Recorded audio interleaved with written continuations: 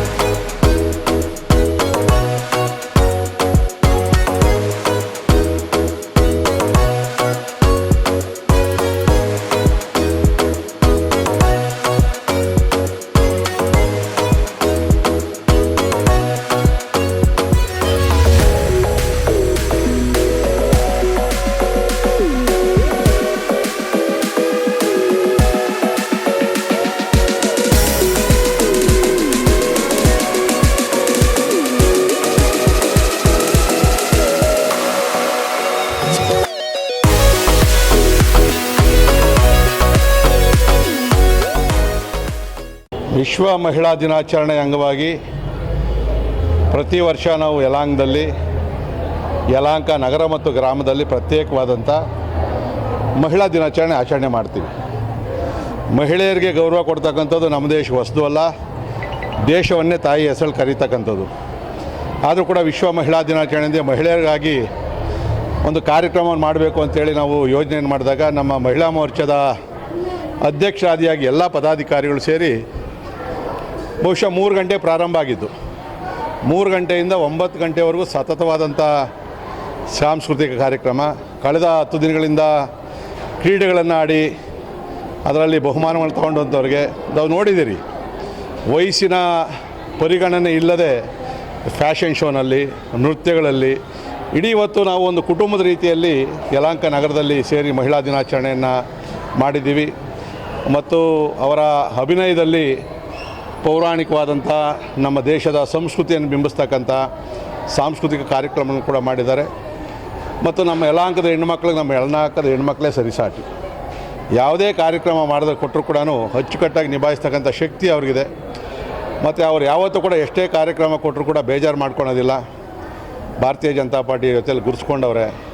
ಇವತ್ತು ದೇಶದಲ್ಲಿ highest membership ಮಾಡೋದಕ್ಕೆ ಅವರು ಕೂಡ ಪ್ರಮುಖ ಕಾರಣಕರ್ತರು ಅಂತಕ್ಕಂಥ ಮಾತನ್ನು ಹೇಳಿ, ಆ ಒಂದು ಮಹಿಳೆಯರನ್ನು ನಾವು ಸಬಲೀಕರಣ ಮಾಡಬೇಕು, ನಮಗಿಂತಲೂ ಹೆಚ್ಚಿನ ರೀತಿಯಲ್ಲಿ ಅವರನ್ನು ಸಮಾಜದಲ್ಲಿ ಬೆಳೆಯೋದಕ್ಕೆ ಅವಕಾಶ ಕೊಡಬೇಕು, ನಾವೆಲ್ಲ ಕೂಡ ಸಮಾನರು ಅಂತಕ್ಕಂಥ ಒಂದು ಸಂದೇಶವನ್ನು ಸಾರ್ತಕ್ಕಂಥ ಕೆಲಸವನ್ನು ನಾವು ಮಾಡಿದ್ದೀವಿ. 14ನೇ ತಾರೀಕು ಗ್ರಾಮಾಂತರ ತರಮನಹಳ್ಳಿಯಲ್ಲಿ ಹನುಮಕ್ಕ ಗಿರಿಯಪ್ಪ ಚೌಲ್ಟ್ರಿಯಲ್ಲೂ ಕೂಡ ಅಲ್ಲೂ ಕೂಡ ಹಮ್ಮಿಕೊಂಡಿದ್ದೀವಿ.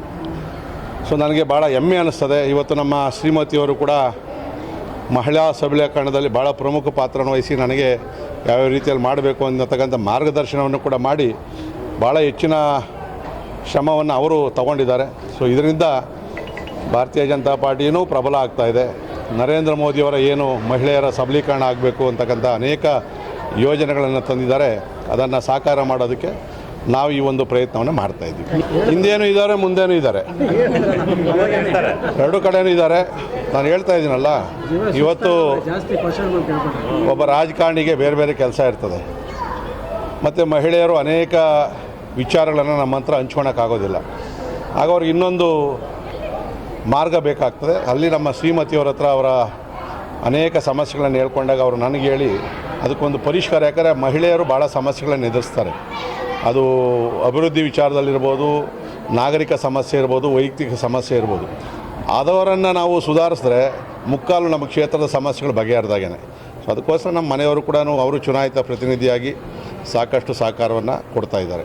ನಮ್ಮ ಯಲಹಂಕ ಕ್ಷೇತ್ರದಲ್ಲಿ ಇವಾಗ 7 GBA ಆಗಿದೆ. ಮುಂಚೆ 4 BBMP ವಾರ್ಡ್ ಅಂತಿತ್ತು. ಈ 7 GBA ಎಲ್ಲ ಒಂದು ಮೋರ್ಚಾದ ಪದಾಧಿಕಾರಿಗಳು, ಅಧ್ಯಕ್ಷರುಗಳು ಎಲ್ಲ ಸೇರಿಕೊಂಡು ಇವತ್ತು ಮಹಿಳಾ ದಿನಾಚರಣೆನ ಆಚರಣೆ ಮಾಡಿದ್ವಿ. ನಾವು ವರ್ಷ ಮಾರ್ಚ್ 8ನೇ ತಾರೀಕು ಆಚರಣೆ ಮಾಡ್ತಾಯಿದ್ವಿ. MLA ಅವರು ಸ್ವಲ್ಪ ಬ್ಯುಸಿ ಇದ್ದರು, ಮತ್ತು ಎಲ್ಲ ಕಡೆಯೂ ಸಹ ಮಹಿಳಾ ದಿನಾಚರಣೆ ಅವತ್ತೇ ಆಚರಣೆ ಮಾಡೋದ್ರಿಂದ ಇವತ್ತು 10ನೇ ತಾರೀಕು ಇಟ್ಕೊಂಡಿದ್ದೀವಿ. ಇದರಲ್ಲಿ ಎಲ್ಲ ನಮ್ಮ ಮಹಿಳೆಯರು ಯಾವುದೇ ಒಂದು ಕಾರ್ಯಕ್ರಮನೂ ಸಹ ಅವರೇ ನಿಂತು ಅವರೇ ಪ್ರಾಕ್ಟೀಸ್ ಮಾಡಿ ಇವತ್ತು ಸಾಂಸ್ಕೃತಿಕ ಕಾರ್ಯಕ್ರಮವನ್ನು ಕೊಟ್ಟಿದ್ದಾರೆ. ಅನೇಕ ಕ್ರೀಡೆಗಳನ್ನು ಆಡಿ ಪ್ರೈಸ್ಗಳನ್ನ ಗೆದ್ಕೊಂಡಿದ್ದಾರೆ, ಕಾನ್ಸಲೇಷನ್ ಪ್ರೈಸ್ಗಳನ್ನ ಗೆದ್ಕೊಂಡಿದ್ದಾರೆ. ಅದ್ರ ಜೊತೆಗೆ ನಾವು ಬ್ಯಾಂಕಿನ ಲೋನ್ಗಳನ್ನು ಕೊಡೋದಿರ್ಬೋದು, ಮತ್ತು ನಾವು ಇಷ್ಟು ದಿನ ನಾವು ನಮ್ಮ ವಿಶ್ವವಾಣಿ ಫೌಂಡೇಶನಿಂದ ಟೈಲರಿಂಗ್ ತರಬೇತಿ, ಬ್ಯೂಟಿಷಿಯನ್ದು ಎಲ್ಲ ಅನೇಕ ಕಡೆ ನಾವು ಟೈಲರ್ ಮಿಷನ್ಸನ್ನು ಕೊಟ್ಟಿದ್ದೀವಿ. ಆದರೆ ಇದು ಒಂದು ವಿಶಿಷ್ಟವಾಗಿತ್ತು. ಇವತ್ತೇನಿದ್ರು ಬರೀ ಒಂದು ಮನೋರಂಜನಾ ಕಾರ್ಯಕ್ರಮ ಅಂತ ಹೇಳಿ ಮತ್ತು ಊಟದ ಒಂದು ಒಳ್ಳೆಯ ಒಂದು ಸ್ವೀಟ್ ಊಟ ಮಾಡಬೇಕನ್ನೋ ಒಂದು ದೃಷ್ಟಿಯಿಂದ ಇವತ್ತು ಮಹಿಳಾ ದಿನಾಚರಣೆ ಇಟ್ಕೊಂಡಿದ್ವಿ. ನಾವೆಲ್ಲರೂ ಸಹ ಇವತ್ತು 3 ಗಂಟೆಯಿಂದ ಸ್ಟಾರ್ಟ್ ಮಾಡಿದ್ರು ಯಾವ ಥರ ಟೈಮ್ ಹೋಯ್ತು ಅಂತಲೇ ಗೊತ್ತಾಗಲಿಲ್ಲ.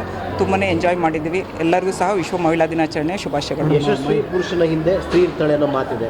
ಸ್ತ್ರೀ ಹಿಂದೆ ಪುರುಷ ಇದ್ದಾರೆ ಮೇಡಮ್? ಡೆಫಿನೆಟ್ ಆಗಿದ್ದಾರೆ. ಯಾಕೆಂದರೆ ನಾನು ಸಾಮಾನ್ಯವಾಗಿ ಒಂದು ಹಳ್ಳಿನಲ್ಲಿಂದ ಬಂದು ಇಲ್ಲಿ ಮದುವೆ ಆಗಿದ್ದು. ಆದರೂ ನನಗೆ ಒಂದು ಪ್ರೋತ್ಸಾಹ ಕೊಟ್ಟು ನಮ್ಮ ಶಾಸಕರು ನನಗೆ 22ನೇ ವಯಸ್ಸಿನಲ್ಲೇ ಸಹ ನನಗೆ ರಾಜಕೀಯಕ್ಕೆ ತಂದಿದ್ದಾರೆ. ರೈತರ ಸೇವಾ ಸಹಕಾರ ಸಂಘ ಫಸ್ಟ್ ನಿರ್ದೇಶಕಳಾಗಿ 22ನೇ ವಯಸ್ಸಿಂದ ನಾನು ರಾಜಕೀಯದಲ್ಲಿ ಕೆಲಸ ಮಾಡ್ಕೊಂಡು ಬರ್ತಾಯಿದ್ದೀನಿ.